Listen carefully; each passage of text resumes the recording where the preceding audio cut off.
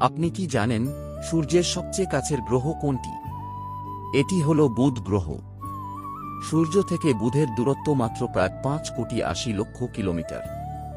বুধ হল সৌরজগতের সবচেয়ে ছোট গ্রহ এবং এটি একটি পাথুরে টেরেস্ট্রিয়াল গ্রহ। বুধের পৃষ্ঠ শক্ত ও কঠিন।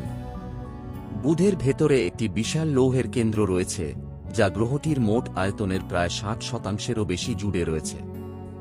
বুধে এক বছর মাত্র 88 পৃথিবী দিন, কিন্তু একদিন প্রায় 59 পৃথিবী দিনের সমান।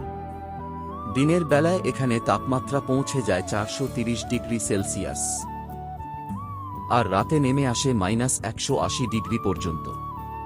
বুধের কোনো উপগ্রহ নেই, আর এর পৃষ্ঠ চাঁদের মতো গর্তে ভরা। এত ছোট হলেও বুধ গ্রহ কিন্তু রহস্যে ভরা। আরও এমন অজানা তথ্য জানতে ফলো করুন এবং চ্যানেলটিকে সাবস্ক্রাইব করুন।